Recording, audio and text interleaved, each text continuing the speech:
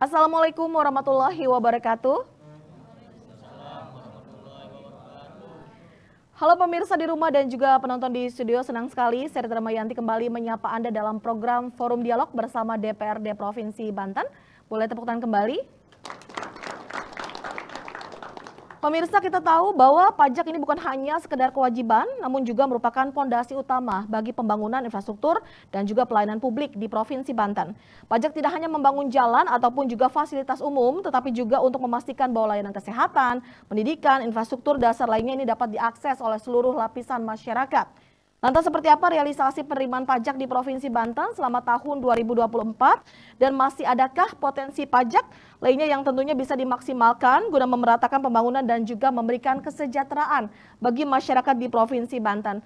Dan untuk membahas itu kami sudah mengundang beberapa narasumber untuk membahas tema kita di hari ini terkait dengan realisasi penerimaan pajak di Banten selama tahun 2024. Yang pertama ada Wakil Ketua Komisi 3 DPRD Provinsi Banten, ada Bapak Dede Rohana Putra. Assalamualaikum. Waalaikumsalam warahmatullahi wabarakatuh, Mbak Rita dan pemirsa Banten TV. Sehat Pak Dede? Selalu sehat. Selalu sehat. Sedang aktivitas apa nih? Sibuk apa nih? Aktivitasnya ngimbangin karena dari musim kemarau geser ke musim hujan.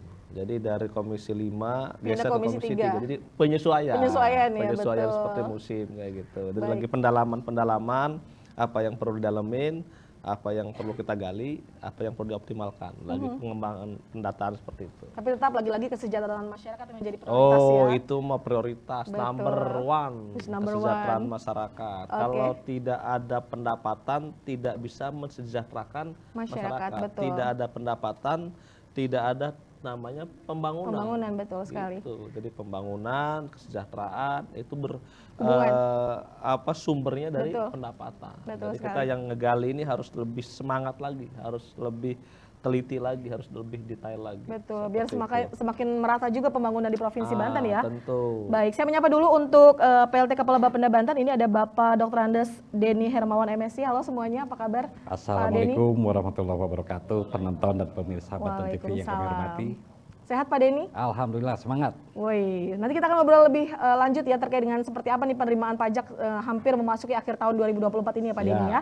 Dan kami juga sudah mengundang tokoh masyarakat, ini ada Bapak Eko Supriyatno. Assalamualaikum Pak Eko. Waalaikumsalam. Selamat tak bersua. Sehat Pak Eko? Sehat. Sibuk apa sekarang Pak Eko? Ngumpulin uang untuk bayar pajak. Waduh, ini ngomong-ngomong pajak nih, saya mau nanya juga ke teman-teman kita yang sudah hadir juga ini dari masyarakat seprovinsi Banten. Halo semuanya, apa kabar? Nih, pertanyaan kedua, udah bayar pajak? Udah. Udah ada mau dikasih hadiah sama saya. Waduh, Harus semangat ada buktinya ya. nih udah bayar pajaknya. Ada. Wah, luar biasa. Tepuk tangan dong untuk teman-teman yang setia untuk menjadi wajib pajak ya.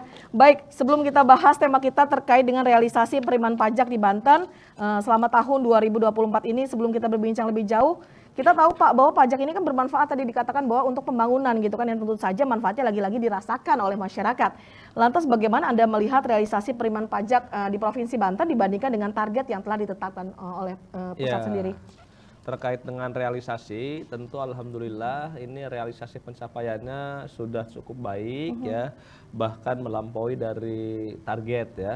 Dan memang target itu tiap tahun selalu dinaikkan karena betul. belanja kita tiap tahun tumbuh ya, karena memang menjadi sebuah tuntutan, kebutuhan kita terus meningkat karena ada inflasi, pertumbuhan ekonomi dan sebagainya, maka memang target ini juga harus dinaikkan. Alhamdulillah realisasi per bulan November ini kita sudah rakor ya, apalagi sekarang ada kerjasama dengan pihak kepolisian melakukan razia, ditambah lagi ada Pergub.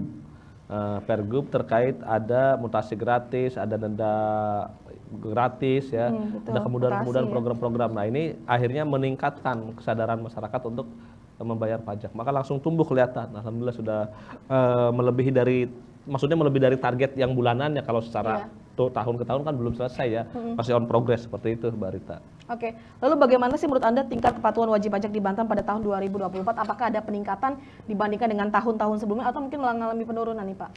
Kalau dari tingkat kepatuhan memang setiap tahun ada saja masyarakat yang tidak patuh seutuhnya gitu ya. Tapi memang ini terus kita maksimalkan bagaimana supaya masyarakat yang tidak patuh ini tidak ada ruang gerak.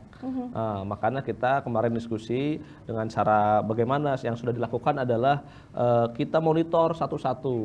Jadi nanti dari Bapenda itu melakukan pengawasan, pengecekan satu-satu ke rumah-rumah, ada pemblokiran SNK dan lain sebagainya. Termasuk nanti ada upaya-upaya yang lain, misalnya nanti dipersempit dengan aplikasi. Nanti kita coba diskusi dengan dinas perizinan atau dengan stakeholder yang lainnya yang berkepentingan supaya orang yang tidak taat bayar pajak ini memang makin sedikit ruang geraknya. Karena bagaimanapun kan nggak mungkin ada berapa banyak penduduk sebagai objek pajak disamperin satu-satu ke rumahnya kan udah nggak efektif kan.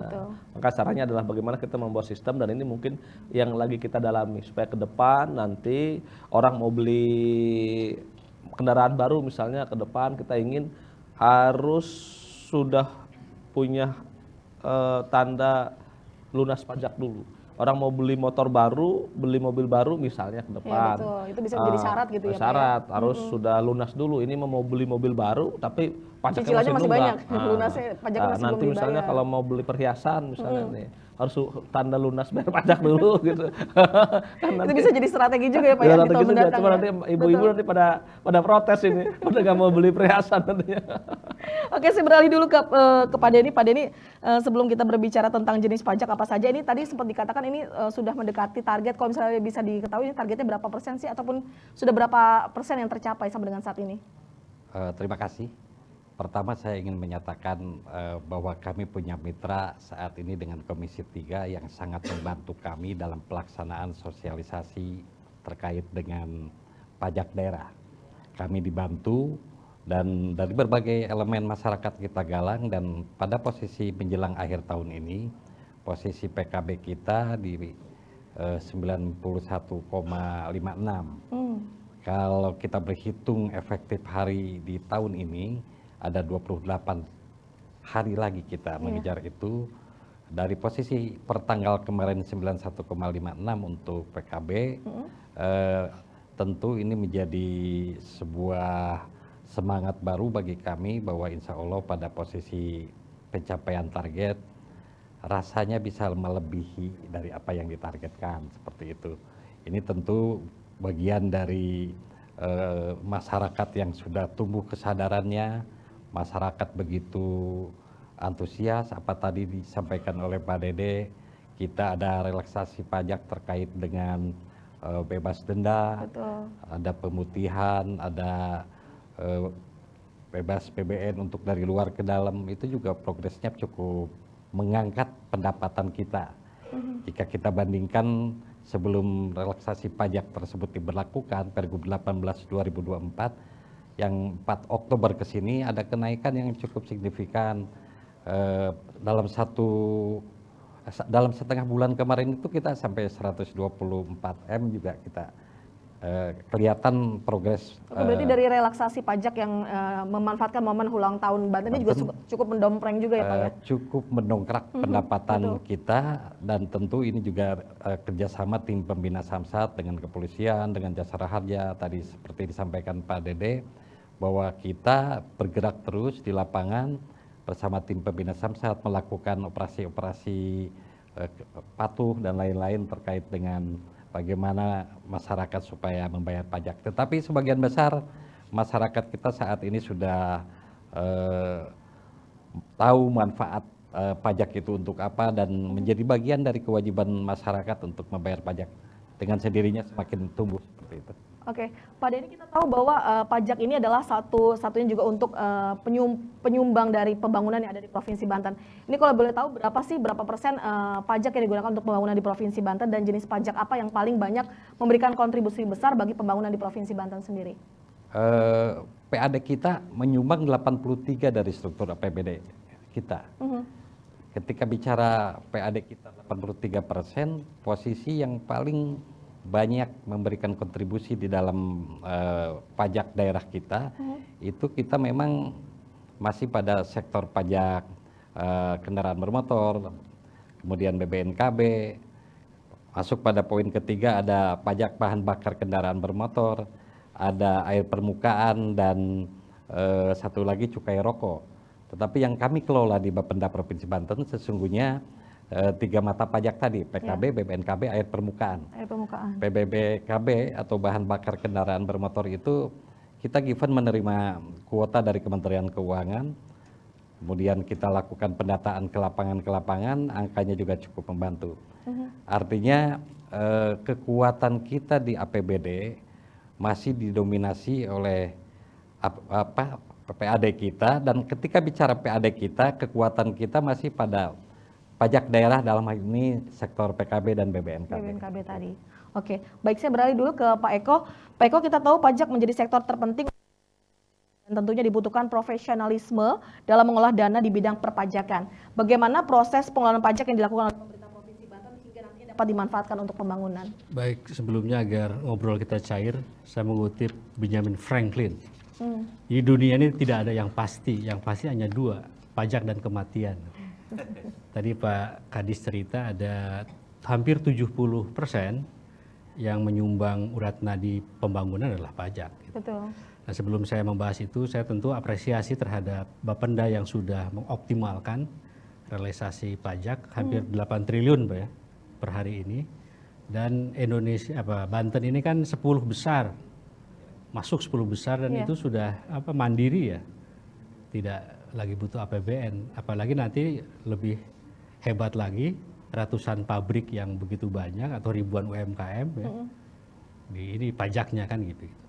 Jadi memang pajak itu harus manajemennya itu berbasis profesional, akuntabilitas tadi.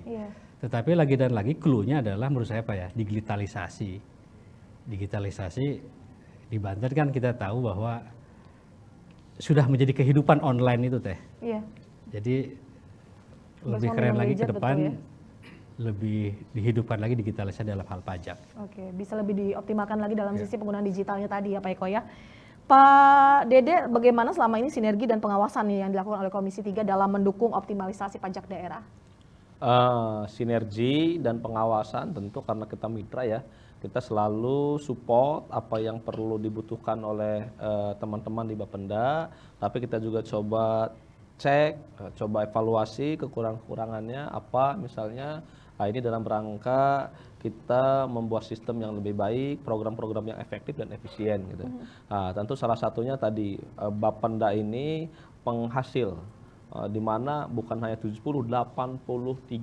Betul. 83% ini pembangunan di Banten dibiayai oleh pajak. Ya, dibanding dengan dibanding dari bantuan dari pemerintah pusat ya, 83%-nya. Maka Bapenda ini harus diperhatikan keluhan-keluhannya. Nah, kami mendengar itu. Makanya ketika kami support Bapenda misalnya sistemnya yang belum terupdate ya, termasuk misalnya peralatan-peralatannya atau kantornya yang kurang terupdate misalnya, oke, kita kasih, nanti kita support. Yang penting targetnya kita naikkan ya kan. Nah, ini kan menjadi sesuatu yang saya kira menjadi motivasi juga ketika kita kasih misalnya reward, tapi juga harus ada punishment, harus ada target yang meningkat ya. Terkait dengan evaluasi kita cek juga beberapa yang kegiatan-kegiatan yang tidak produktif, saya kira kita juga minta untuk dirasionalisasikan, dikurangi lah supaya kegiatan-kegiatan jauh lebih produktif ya. Bagaimanapun juga ini dalam rangka meningkatkan optimalisasi. Tadi apa kata Kang Eko tadi bahwa memang yang lebih mudah itu sekarang digitalisasi, lebih murah misalnya kan, lebih terukur. Coba kalau misalnya kita mau nagih pajak harus satu-satu keliling-keliling kan nggak mungkin. Tapi kalau dengan digitalisasi tadi misalnya sinkronisasi data nih dengan selain dengan dinas perizinan, dengan dealer, dengan perusahaan pembiayaan, dengan pihak-pihak lain. Jadi ketika nanti dia transaksi langsung kelihatan digitalisasinya. Oh, ini ternyata dia notifikasinya belum bayar pajak. Hal-hal seperti itu saya kira yang akan memudahkan ke depan. Memang ini perlu di-upgrade. Tadi juga saya diskusi bahwa sistem yang ada sekarang ini memang katanya sudah ketinggalan banget dari tahun 2017. Sekarang sudah 2024, sudah 7 tahun. Daerah-daerah lain ini sistemnya sudah Pentiumnya udah bukan Pentium lagi dia kan. mesin terbaru gitu. Kita mesin yang lama. Nah, ini Baik, mungkin terkait dengan upgrade tadi kita juga harus mengupgrade waktu karena kita memberikan kesempatan dulu untuk pemirsa di saya rumah. belum beres. Ya Kita udah akan kalau lanjutkan gitu, kembali nurut aja setelah saya jeda kalau komersial ditanya. yang satu ini Pak Dede ya. Dan pemirsa Jam Raja kemana-mana, kami masih akan segera kembali sesaat lagi.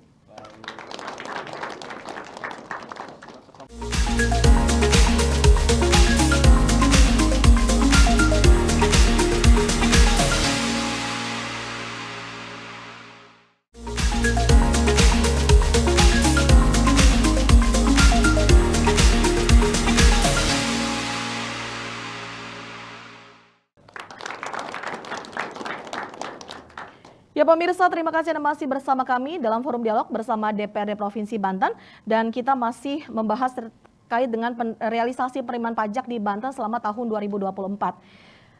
Pak Dede, bisa dilanjutkan terkait dengan strategi ataupun juga ada nggak sih strategi ataupun juga kebijakan yang mungkin dilakukan oleh DPRD Banten terkait dengan untuk meningkatkan penerimaan pajak di Provinsi Banten? Ya, strateginya adalah salah satu strategi yang sedang kita diskusikan dan sudah dilakukan. Sebagian sudah dilakukan tadi misalnya kita bagaimana bisa bekerja sama, kolaborasi dengan pihak kepolisian, diadakannya operasi kepatuhan gitu ya. Tapi ke depan memang strateginya adalah bagaimana supaya data wajib pajak ini bisa terkoneksi dengan stakeholder supaya nanti tidak perlu lagi orang razia di jalanan. Betul. Nah, misalnya tadi dengan adanya tilang elektronik itu juga agak membantu tuh kan nggak perlu lagi kita razia kan gitu. Cukup pakai tilang elektronik. Ke depan juga kayak gitu. Saya ingin coba mensinkronkan. Kemarin kita sempat diskusi dengan dinas perizinan. Bisa nggak saya bilang perusahaan-perusahaan yang mengurus izin itu nanti ternotifikasi ada sebuah di aplikasi itu misalnya mengakomodir sebuah sistem yang nanti ternotifikasi harus melampirkan bukti bayar pajak daerah. Kalau misalnya bukti bayar pajak daerahnya belum di-upload, belum dilampirkan, termasuk bayar pajak kendaraan atau biaya balik nama misalnya, atau connect misalnya datanya ke Bapenda, maka tidak bisa di-apply, tidak bisa disetujui. Nah itu saya kira akan lebih memudahkan daripada ngejar-ngejar orang. Akhirnya perusahaan-perusahaan itu, ini buat perusahaan ya, ketika dia mengurus izin, oh iya kita belum bayar pajak. Kayak sekarang misalnya, pemerintah itu misalnya mau bikin SIM harus punya BPJS. Itu kan sebenarnya sistematis saja membuat digitalisasi. Walaupun itu belum bisa dilakukan, oke lah kalau ke masyarakat kan mungkin susah. Tapi buat perusahaan kan harusnya perkara kewajiban bayar pajak harusnya sudah ada anggarannya harusnya, apalagi perusahaan-perusahaan besar misalnya kan ada kelas-kelasnya itu. Termasuk misalnya kita ingin ke depan bekerja sama dengan dealer misalnya ketika ada orang baru beli kendaraan baru nih, dia harusnya ternotifikasi atas nama tersebut masih punya tunggakan atau enggak. Pajak atau belum. Nah, ketika di searching di aplikasi itu misalnya dia memiliki tunggakan, nah ini nggak bisa diproses nih, SNK dan BPKB-nya nggak bisa terbit nih. Harus bayar pajak dulu. Nah, ini kan memudahkan sebenarnya. Ini yang coba kita akan gali.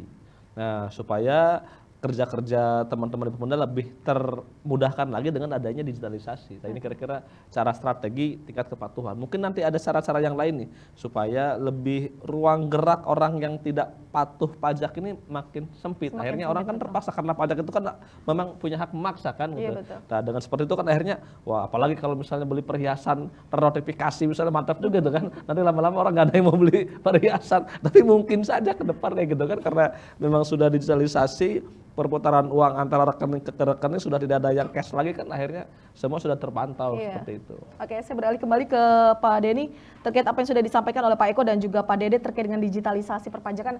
Apakah ini sudah dilakukan oleh Bapenda sendiri atau seperti apa nih Pak untuk digitalisasinya? Baik, terima kasih. Teknologi informasi semakin berkembang. Layanan teknologi informasi yang berbasis digital dalam wajib pajak kita harus lakukan perbaikan-perbaikan dan penyempurnaan lebih baik lagi. Jadi saat ini kami ingin informasikan kepada para penonton dan para pemirsa bahwa sesungguhnya angka penggunaan wajib pajak yang menggunakan teknologi digital saat ini di Provinsi Banten sudah meningkat. Artinya dari basis layanan-layanan yang disampaikan oleh Pak Eko dan Pak Dede tadi, kami di Bapenda telah melakukan terobosan-terobosan digitalisasi. Saat ini Kalau kita masyarakat lewat pada sebuah wilayah, ada WA Blast untuk bayar pajak dan lain-lain, itu bagian dari upaya kita menyebarkan notifikasi kepada para wajib pajak untuk membayar pajaknya. Saat ini saya bisa dengan mudah melihat mobil Pak Dede sudah bayar pajak atau belum, atau Pak Eko sudah kedetek bayar gitu ya. pajak atau belum, gitu kan. Itu sudah gampang, dan teman-teman penonton juga bisa dengan mudah, kendaraan saya sudah bayar pajak atau belum. Kalau sempat ramai misalnya nanti ada pimpinan daerah yang belum bayar pajak, bisa ketahuan sekarang belum bayar pajak atau belum, gitu kan. Artinya kami ingin mengatakan kepada para wajib pajak bahwa wajib pajak itu adalah raja bagi kami, konsumen bagi kami, pahlawan bagi kami yang telah memberikan andil begitu besar bagi pembangunan Provinsi Banten. Layanan-layanan kita dekatkan di genggaman gadget kita, sekarang dengan mudahnya teman-teman udah bisa bayar pajak, bisa dengan itu. Tapi memang ada sisi tertentu yang memang tidak bisa semuanya saat ini masih dilakukan digitalisasi. Ada yang memang secara fisik untuk 5 tahunan misalnya seperti itu, kita butuh fisik yang harus disiapkan. Jadi jenis pajak apa Pak yang bisa dilakukan pembayaran melalui gadget tadi? Untuk PKB pajak apa dan saja? BPNKB teman-teman sudah bisa melakukan itu saat ini. PKB dan BPNKB. Sudah kita informasikan itu, kemudian air permukaan juga sudah mulai kita siapkan aplikasi-aplikasinya, pajak bahan bakar kendaraan bermotor juga sudah kita lakukan aplikasi-aplikasi itu. Jadi pihak wajib pajak atau wajib pungut sudah dengan mudah saat ini melakukan pembayaran pajak. Kita tidak bersentuhan dengan para wajib pajak saat ini. Lebih banyak saat ini trennya dari awal tahun 2023 penggunaan digitalisasi itu baru 30 miliaran pencapaiannya. Saat ini kita sudah masuk pada posisi 200 sekian miliar masyarakat sudah menggunakan dunia digitalisasi yang kita siapkan.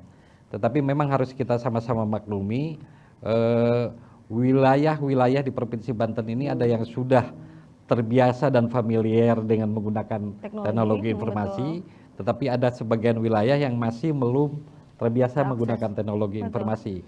Dua-duanya tetap kita lakukan pelayanan sebaik mungkin, seperti itu. Menyesuaikan dengan kondisi juga ya Pak. Siap. Ya? Baik, nanti kita akan lanjutkan kembali Bapak-Bapak semua dan pemirsa, jangan beranjak kemana-mana, kami masih akan kembali sesaat lagi tetap dalam Forum Dialog bersama DPRD Provinsi Banten.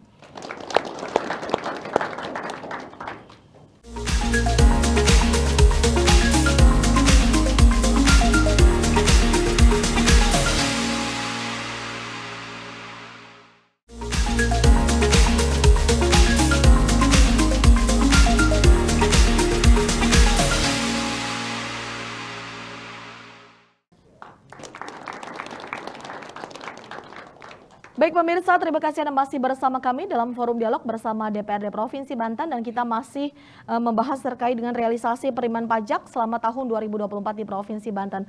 Jadi tadi sudah dimudahkan ya Pak Denny ya membayar pajak melalui satu buah genggaman gadget seperti kita memudahkan men-check out marketplace gitu ya.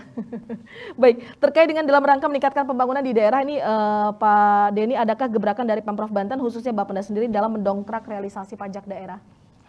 Berbagai langkah inovasi terkait dengan optimalisasi pendapatan daerah telah dan saat ini kita lakukan terus-menerus.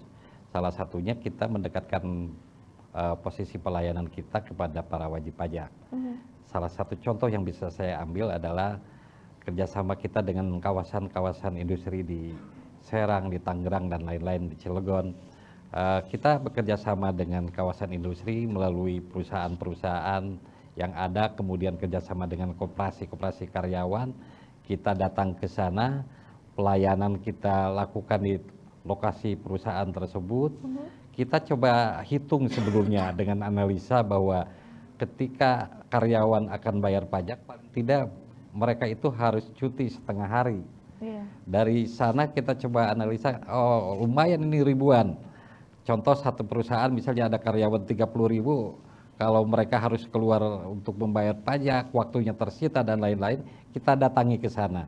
Kemudian kita juga coba analisa, oh ternyata tidak semua karyawan juga siap dengan uang bayar pajaknya. Kita kerjasama dengan koperasi karyawan.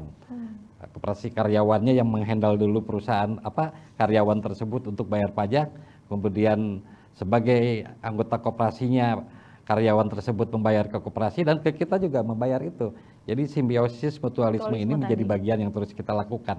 Itu salah satu inovasi. Yang inovasi-inovasi lain barangkali dalam rangka pendekatan kita pada wajib pajak, kita saat ini di pelayanan-pelayanan publik membuka jam pelayanan yang tidak berdasarkan pada jam pelayanan kantoran saja.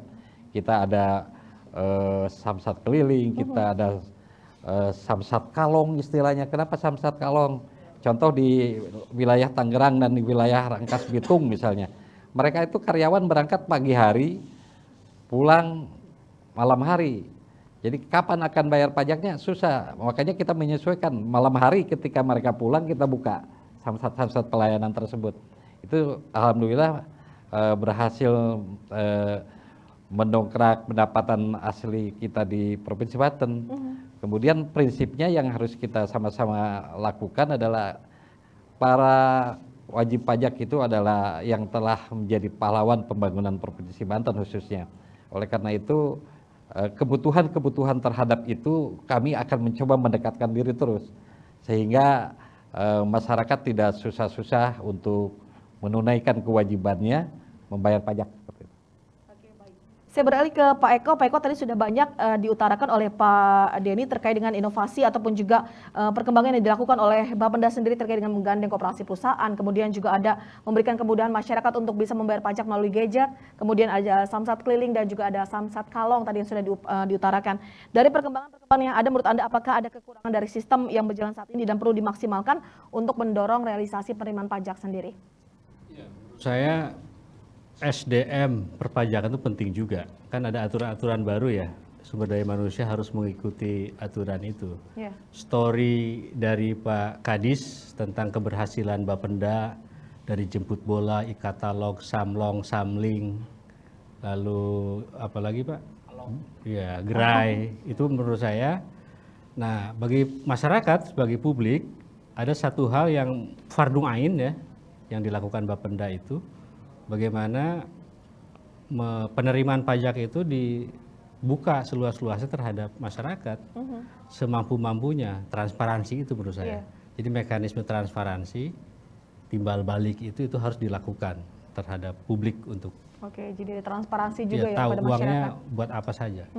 Oke, kembali lagi ke Pak Dede, pajak daerah kita tahu sebenarnya bisa dikatakan ini sebagai kewajiban ya Pak ya, sekaligus juga aktualisasi gotong royong masyarakat terhadap perekonomian daerah. Menurut Anda pendekatan seperti apa sih yang seharusnya dilakukan oleh pemerintah daerah, maksudnya untuk meningkatkan kesadaran dan juga partisipasi pajak dari masyarakat tentunya? Ya, sepakat tadi bahwa dalam rangka meningkatkan partisipasi dan kesadaran masyarakat untuk membayar pajak, memang pertama pengelolaannya harus transparan. Betul.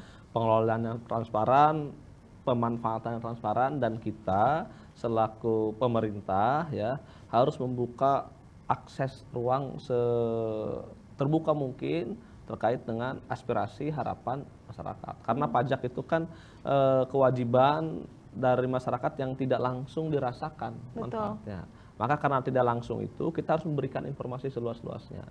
Selain itu memang dengan cara digitalisasi tadi akan memudahkan orang. Kadang-kadang kan orang mau bayar juga sulit. Mau bayar itu malas ngantrinya, ribet, berbelit-belit dan lain sebagainya. Sekarang alhamdulillah kita punya terobosan, jadi masyarakat kalau sadar pajak itu nggak perlu tadi cuti, cukup bisa di Indomaret sambil mampir beli minum misalnya, atau beli rokok misalnya, ke Alfamart atau ke tempat-tempat yang lain, nggak perlu harus cuti dan lain sebagainya. Maka kesadaran itu dibangun, pertama dimudahkan, kedua tentu setransparan mungkin.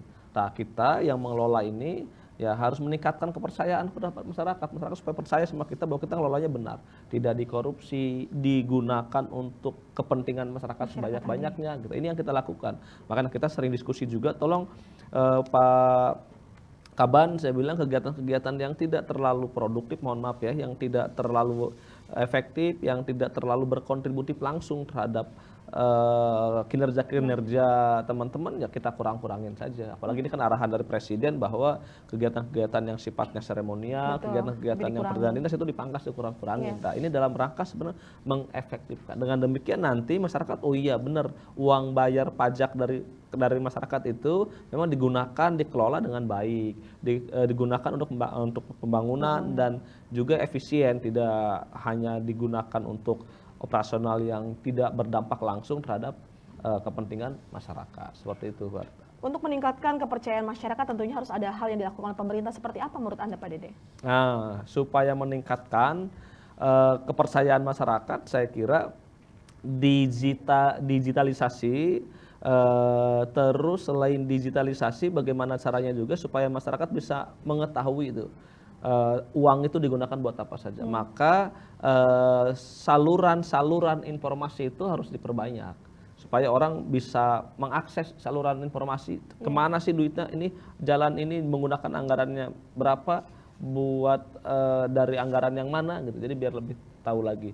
Saya kira tidak ada lagi dalam rangka cara meningkatkan partisipasi kesadaran itu dengan cara transparansi. Cuman transparansi ini kan orang juga nggak mungkin kan jauh-jauh datang ke kantor kecamatan, ke kantor bupati, ke kantor gubernur minta. Nah, makanya itu juga harus diakses. Bagaimana misalnya melalui website pemerintah ke depan kita ingin misalnya pendapatan pajak itu 83% itu sebanyak 8 triliun itu kemana-mana saja digunakan gitu. Jadi bisa kapan saja di handphone bisa dicek, oke, kita pendapatan pajak kita sekian, ini untuk membangun kampung kita atau jalan kita, untuk bangun puskesmas kemana-mana. Saya kira itu juga perlu kita lakukan. Dan ini bukan hanya PR Bapenda saya kira, tapi PR pemerintah secara keseluruhan, supaya transparansi itu bukan hanya sebuah wacana, bukan hanya sebuah judul berita, bukan hanya sebuah keinginan, tapi diwujudkan dalam sebuah kemudahan mengakses. Nah, mohon maaf, memang sekarang kan kita belum sampai ke sana, tapi ke depan mudah-mudahan nanti misalnya APBD, perencanaan segala macam itu, pembangunan itu kalau bisa digitalisasi semua, biar dimonitor sama semua, teman-teman mahasiswa bisa melihat semua. Nah, dengan demikian kan tahu, ini misalnya kalau nanti pas jalan pulang jalannya rusak, cek dulu, udah bayar pajak belum? Belum. Oh, ternyata jalan rusak ini gara-gara penyebabnya saya gitu ya. Penyebabnya saya karena saya belum bayar pajak misalnya gitu. Ini giliran mau berobat, obatnya sakit, pasti cek. Oh iya, saya belum ikut pemutihan pajak karena Pak Eko. Kan nah, ini kan salahnya dari Pak Eko misalnya karena nggak bayar pajak ikut. Jangan sampai kita menjadi bagian dari seseorang yang tidak taat pajak tadi, bayar pajak. Akhirnya orang mau berobat, obatnya habis. Kenapa? Karena belum bayar BPJS belum dibayar, gitu ya? Belum dibayar BPJS. Oke, baik. Kita juga harus taat memberikan kesempatan, ini waktunya memberikan kesempatan Pak Dede kepada teman-teman untuk bertanya kepada narasumber. Boleh, silakan dari Mas yang paling depan. Assalamualaikum warahmatullahi wabarakatuh. Izin perkenalkan, nama saya Farhan. Izin bertanya, Pak. Seperti telah dijelaskan sebelumnya, bahwa pemerintah Provinsi Banten mulai menerapkan pajak alat berat dalam upaya peningkatan PAD di Banten dan tidak bergantung pada pajak PKB dan BBNKB saja. Lantas, seperti apa pengawasan yang dilakukan DPRD Banten dalam mengawal realisasi pajak yang dilakukan agar benar-benar pendapatan pajak daerah berbanding lurus dengan pembangunan di Banten? Terima kasih. Baik, terima kasih. Bismillahirrahmanirrahim. Assalamualaikum warahmatullahi wabarakatuh. Waalaikumsalam. Perkenalkan, nama saya Gilang Ramadan dari Universitas Bina Bangsa.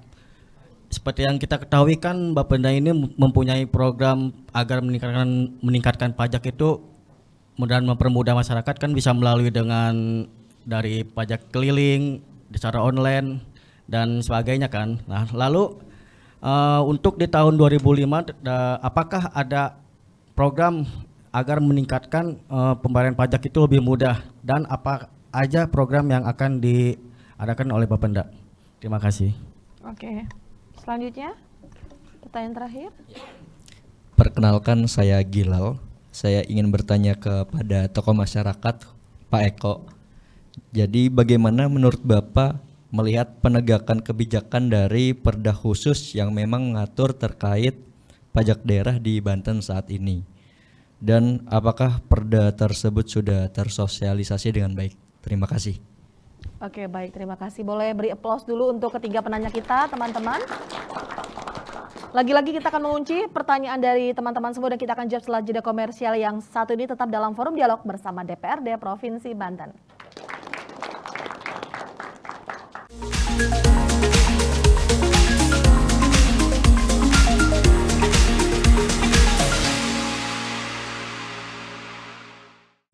Ya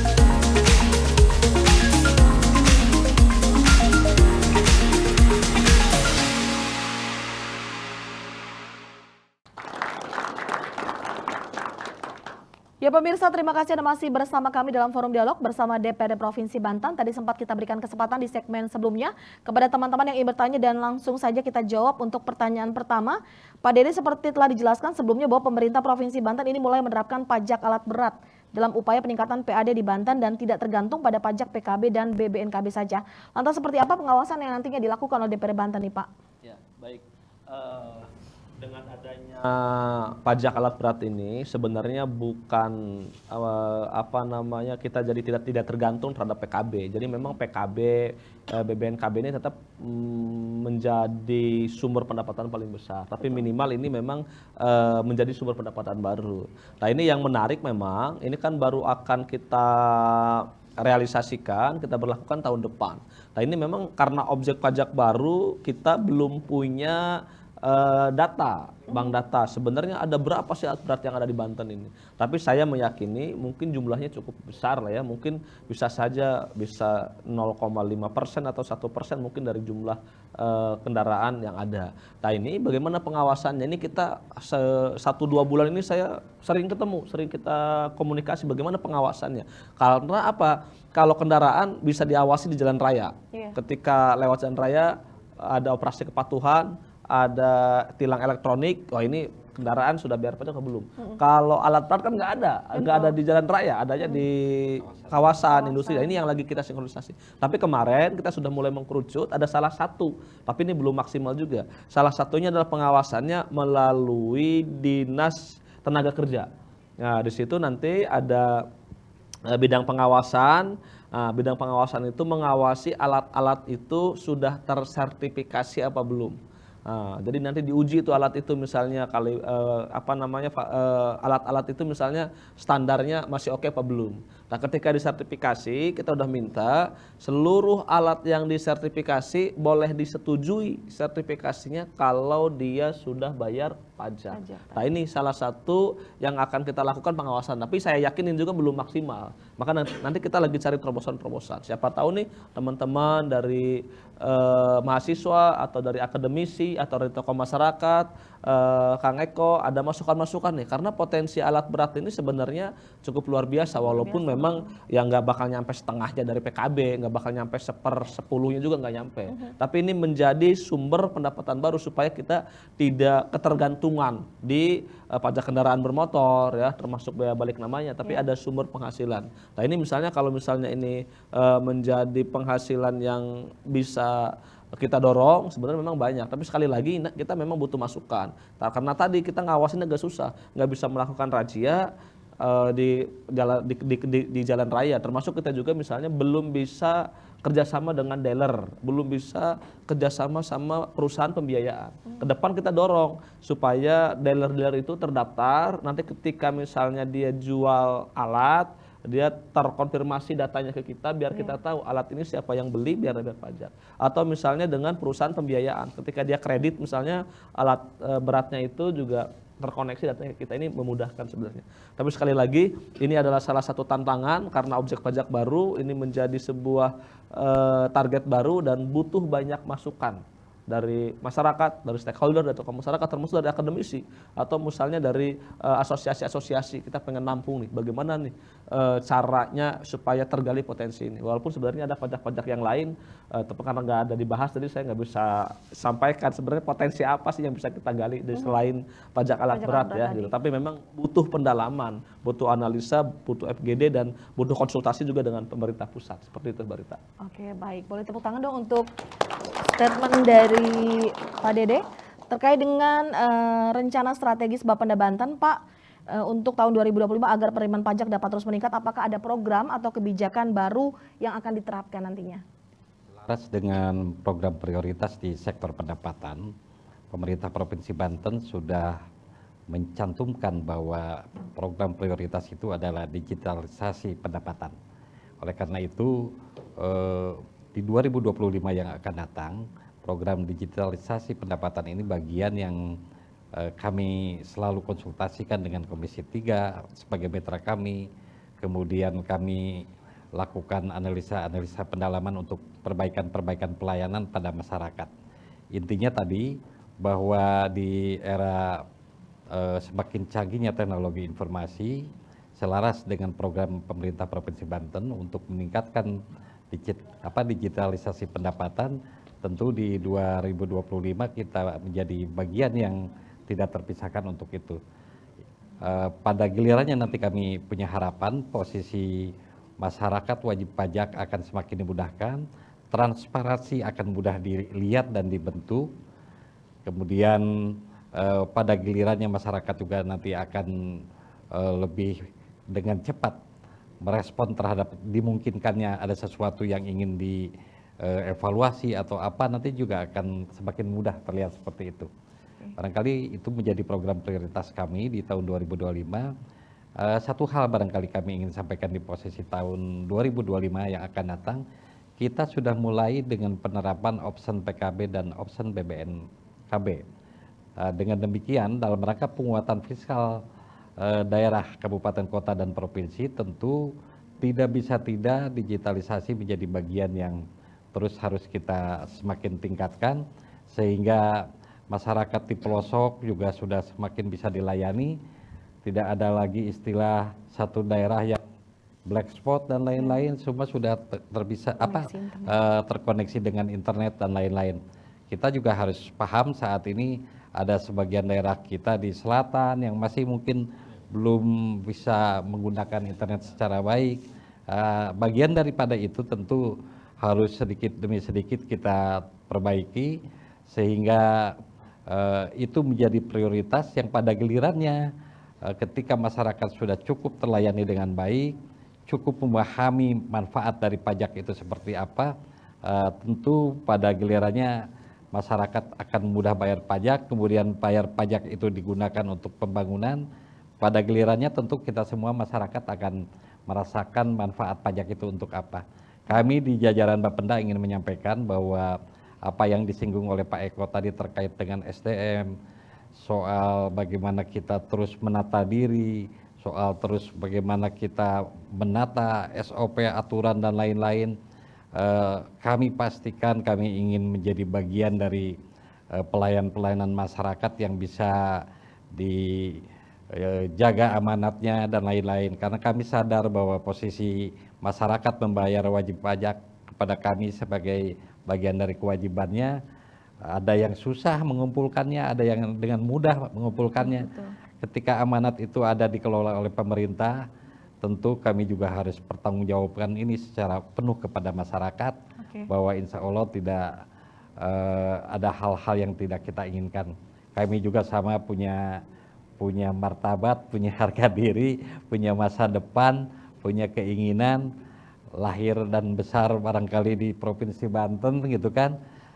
Posisinya tetap kita akan jaga itu, sehingga hal-hal yang tidak diinginkan tentu terus-menerus kita eliminir.